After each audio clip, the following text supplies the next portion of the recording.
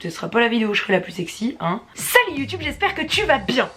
Aujourd'hui, on se retrouve pour une nouvelle vidéo qui va être un mélange de comment avoir confiance en soi, comment gérer son stress. Ouh, période des examens, hein. Ouh, période où je fais mon spectacle. Ouh, période de stress en tout genre.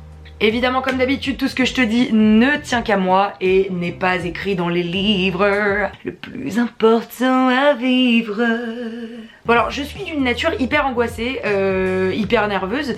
Je me suis fait pendant longtemps des plaques, etc. tellement j'intériorise et tellement je stresse en fait, tout simplement. Donc je trouve ça intéressant qu'on partage ensemble nos expériences parce qu'en fait je suis extrêmement flippée de l'inconnu. J'ai peur de ça, pas des inconnus parce que ça forcément tout le monde en a peur, mais j'ai peur de l'inconnu en général. Par exemple, je n'aime pas les fonds marins, je n'aime pas aller me baigner trop loin à la mer parce que je ne sais pas ce que je vais y trouver. Si c'est un corps ou bien un dauphin. J'ai peur. Et en réalité, quand on est face à un examen, quand on est face à un oral, quand on est face à une situation de stress intense, ou par exemple un spectacle ou une représentation quelconque, et ben on se retrouve avec un trac puisqu'on ne connaît pas l'issue. On ne connaît pas la fin, si on gagne ou si on perd. En gros, on ne sait pas si ça va bien se passer ou mal se passer. Et en fait, moi, c'est ça qui me fait peur. C'est-à-dire que j'essaie de tout mettre en œuvre pour avoir les cartes en main pour réussir, mais il y a quand même deux solutions, soit je perds, soit je gagne. Sachant qu'en plus, je travaille toujours à la dernière minute, ça fait que je dois réfléchir très vite et c'est souvent pas des très bonnes décisions. Mais j'ai toujours travaillé comme ça. En réalité, en cours, par exemple, j'avais quasiment une phobie des maths, c'est-à-dire qu'à chaque fois que j'arrivais devant une interro de maths, je me mettais à pleurer. J'avais pas lu les énoncés que je pleurais déjà, vraiment. On atteste toutes les personnes qui ont pu être avec moi en cours, vraiment. C'était très compliqué pour moi de garder mon sang-froid face à une interro. Je me sentais nulle, j'avais l'impression de plus rien savoir de ce que j'avais pu à peu près apprendre. Enfin, c'était vraiment une tanasse, quoi. Du coup, je vais vous énoncer dans cette vidéo quelques tips qui ont pu m'aider à gagner de la confiance en moi par rapport à certains points. Et surtout à gérer ce stress en amont et en aval. Alors mon avis est que l'homéopathie fonctionne. Voilà, mais ça c'est mon avis, il y a des gens qui vont aller se battre en commentaire en disant c'est placebo, c'est pas placebo.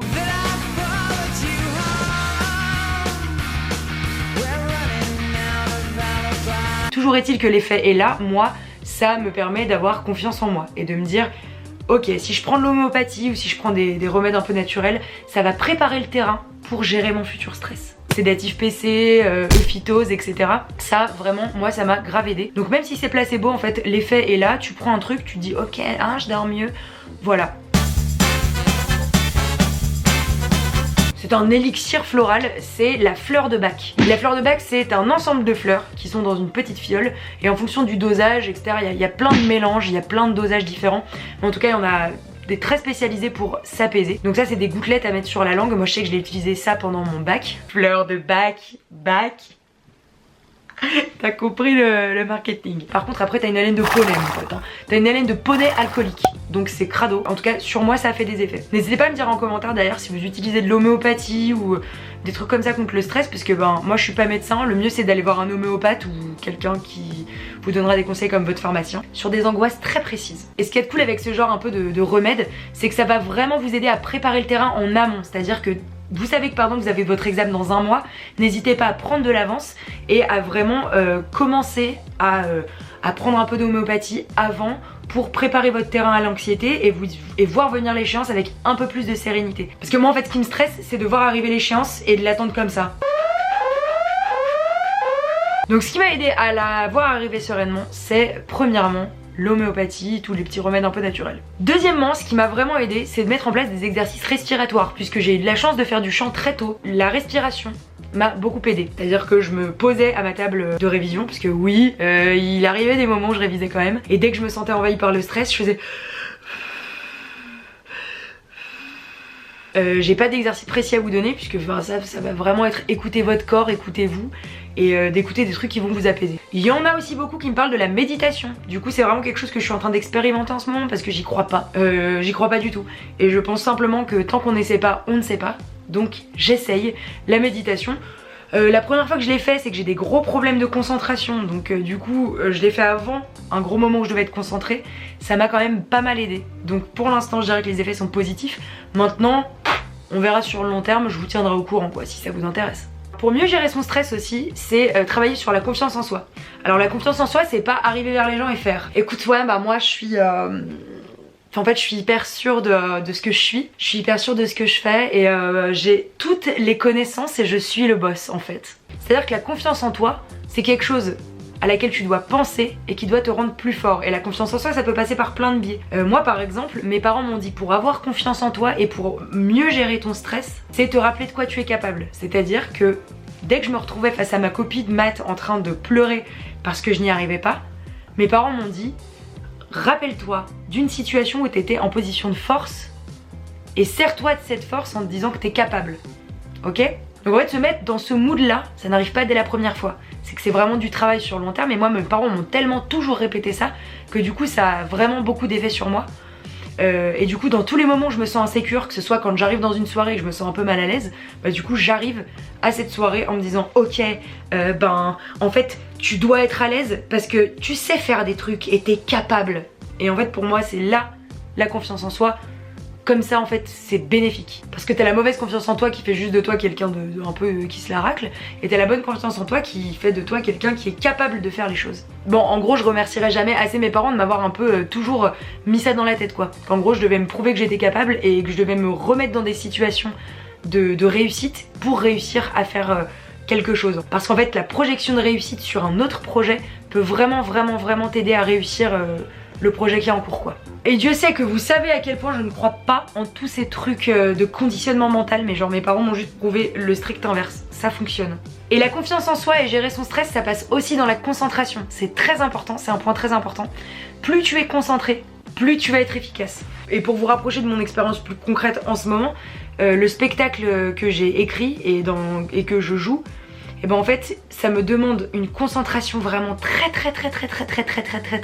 forte pour apprendre le texte parce que je suis incapable d'apprendre un texte par cœur à moins d'être concentré 8000 et j'ai besoin de beaucoup plus de concentration que d'être quelqu'un de basique. Voilà, j'ai vraiment des gros problèmes de concentration et de prendre un temps pour moi en me disant bon cette fois tu vas devoir te concentrer pendant 1 heure, tu vas te poser tranquille pendant 10 minutes et tu vas réfléchir à ta concentration etc. Ça m'aide de ouf, vraiment. Et la dernière solution que je vais te donner, c'est peut-être très bête. Et tu vas me dire, ah ma mère, bravo Sherlock Holmes. C'est qu'il va falloir te trouver un genre d'exutoire, d'échappatoire. C'est-à-dire que tu te dis, je vais être concentré pendant 1 heure, je vais regarder une série qui dure 20 minutes. Mais pas une série genre où tu dois être à fond dedans. C'est genre Friends, par exemple. Les épisodes se suivent, mais t'es pas non plus stressé de ce qui va se passer à l'épisode d'après. Donc en gros, tu fais 1 heure de révision, 20 minutes de Friends, 1 heure de révision, 20 minutes de Friends. Trouve des petits moments de 20 minutes, un truc qui te fait kiffer, des séries, de la musique, n'importe quoi. Et quand même le dernier conseil du dernier conseil, c'est que moi j'ai remarqué qu'il y avait un type de musique qui arrivait vraiment à me concentrer et à me rendre focus. C'est de la musique sans parole, c'est du jazz.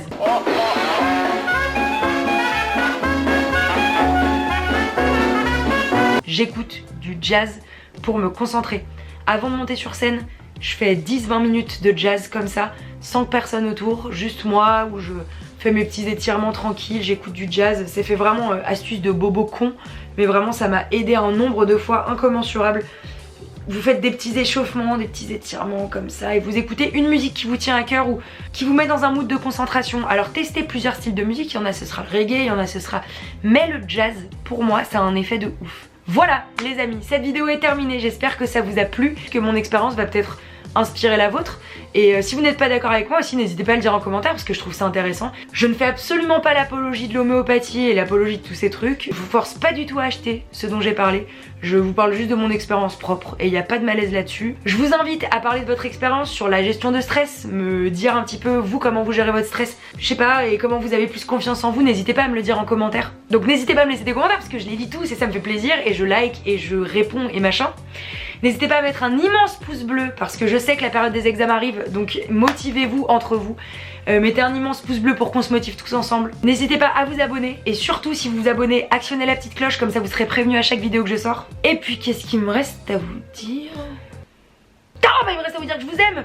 Je vous dis à très vite les petits pots. Ciao. Ah. Et surtout ne vous dites pas qu'un échec c'est un échec sur l'instant, ça va être une réussite plus tard. Vous en faites pas. Tout vient à point, à qui c'est attendre. Ciao.